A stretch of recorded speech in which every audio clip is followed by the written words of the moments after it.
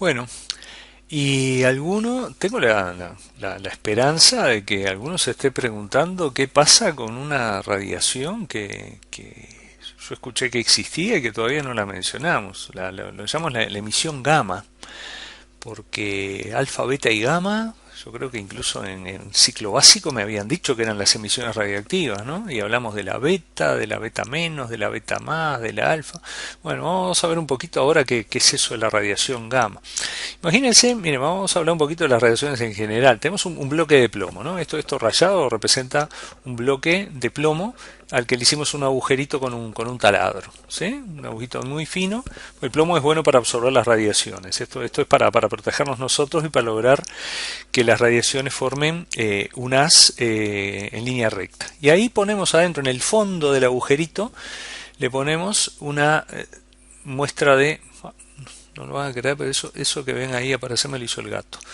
Ahí está, que se subió a la mesa. Bueno, ahí tenemos en el fondo del bloque de plomo, colocamos una muestra muy pequeñita de radio. El radio es un elemento muy radioactivo que emite absolutamente de todo y así que no nos sirve para hacer nuestro estudio. Bueno, esta experiencia se hizo de manera un poquito más complicada que la del dibujo, pero el esquema básico responde a la experiencia real.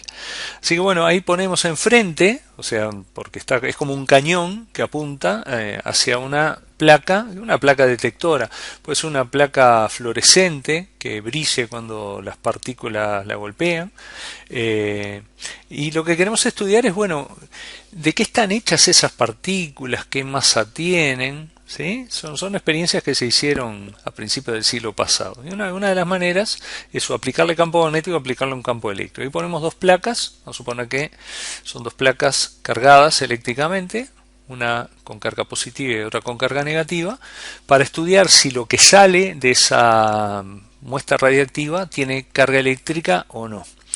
Y bueno, ¿qué es lo que se ve? ¿Qué es lo que se vio? Estas fueron las primeras emisiones que se descubrieron. Se vio que había unas emisiones que salían del radio que eran atraídas por la placa negativa, o sea que no caían en el medio, no quedaban enfrente, ¿no? al orificio, al cañón, sino que eran desviadas hacia la placa negativa. Si eran desviadas hacia la placa negativa, debían ser partículas con una carga eléctrica positiva. Y se desviaban débilmente. Bueno, ¿por qué se desviaban débilmente? Porque eran partículas alfa, que son muy pesadas, entonces tenían mucha inercia. Si bien la partícula alfa tiene carga positiva, cuando la atrae la placa, como tiene mucha masa, se desvía poco. Había otras partículas que al revés eran desviadas por la placa positiva, ¿no? Por lo tanto tenían que tener carga negativa, y estas se desviaban mucho. Se desviaban mucho. ¿Por qué se desviaban mucho? Y porque eran muy livianas. ¿Ah? Esas partículas con carga eléctrica negativa, que se desviaban mucho en ese campo eléctrico generado por las placas, se las identificó como partículas beta negativas, que sabemos hoy que son electrones, que son muy livianitos y tienen carga negativa. Pero había otras emisiones que quedaban en el medio, había otra manchita que aparecía en la placa detectora exactamente en el medio, que no se desviaba en un campo eléctrico. Y bueno, eso no tiene carga. Si no tiene carga, podría ser una partícula neutra, pero era una partícula, para ser una partícula tenía demasiada energía, o sea que se descubrió que lo que se estaba emitiendo además, esa entidad que no tenía carga, no era una partícula, sino que era radiación electromagnética, era equivalente a la luz, a los rayos X, a los rayos cósmicos, o sea es radiación, no son partículas, son ondas electromagnéticas, ¿sí? Bueno, esa radiación gamma, en definitiva, lo que hace es producir una disminución en la energía nuclear, o sea, el núcleo pierde energía emitiendo esa radiación gamma de alta energía. ¿Ah? O sea, la emisión gamma no se da en una zona como la A, la B o la C, una zona de inestabilidad específica, porque haya más protones o más neutrones o demasiados nucleones. La emisión gamma ocurre porque el núcleo tiene demasiada energía. Es como que está con un exceso de energía y tiene que disminuir esa energía de alguna manera. Y bueno, se estabiliza ese núcleo excesivamente energético emitiendo radiación de alta energía, que es la radiación electromagnética gamma. ¿Sí? O sea, cuando un núcleo tiene exceso de energía, ahí queda un poco por la marca de agua, pero eh, o sea, la libera, la disipa, la libera en forma de radiación gamma. ¿Sí? Esa radiación es radiación electromagnética y es la emisión más penetrante de todas, la más peligrosa por lejos para el que está expuesto a, a una fuente externa. O sea, si ingerimos un material contaminado con material radiactivo, las alfa y las beta pueden hacer muchísimo daño. Pero desde afuera, digamos, para una muestra externa, la radiación gamma es la más peligrosa de todas. ¿Sí? Radiación gamma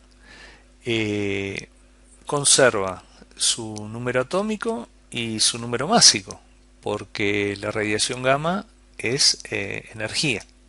¿De acuerdo?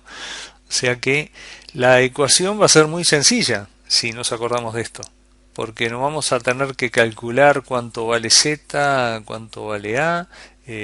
Simplemente indicamos que se emite gamma, sabemos que el hijo va a tener menos energía que el padre y lo indicamos eso con la letra gamma que indica que lo emitió. ¿Sí? O sea, no cambia ni Z ni A. ¿Ah?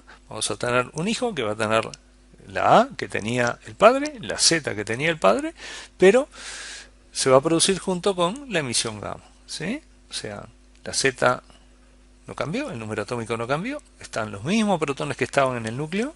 ¿Sí? Es el mismo número atómico, por lo tanto tienen el mismo número de protones. ¿Ah? El mismo número atómico indica que tiene el mismo número de protones y por lo tanto es el mismo elemento. O sea, acá tampoco cambia. X e Y son iguales. No tenemos un elemento nuevo. ¿Sí? Y lo mismo pasa con el número másico. Tiene los mismos protones, tiene los mismos neutrones, por lo tanto, los los números másicos del padre y el hijo, van a ser iguales. ¿De acuerdo? Por lo tanto, cuando escribimos una ecuación, vamos a escribir una para que no quede sin mostrar un ejemplo, pero van a ver qué sencillo es, ¿no? El tecnesio 99, que es un elemento que se utiliza en diagnóstico de, como es de enfermedades, se utiliza porque es un emisor gamma, se usa como trazador en sustancias que se aplican tanto en radioterapia como en diagnóstico. Se llama tecnesio. Tecnesio es el primer elemento que se sintetizó en el laboratorio, no existía en la naturaleza. ¿Ah? A veces lo llama tecnesio 99 metaestable, porque no está estable, porque tiene mucha energía. ¿Sí? Bueno, el tecnesio se estabiliza perdiendo, no partículas, perdiendo energía. ¿Sí?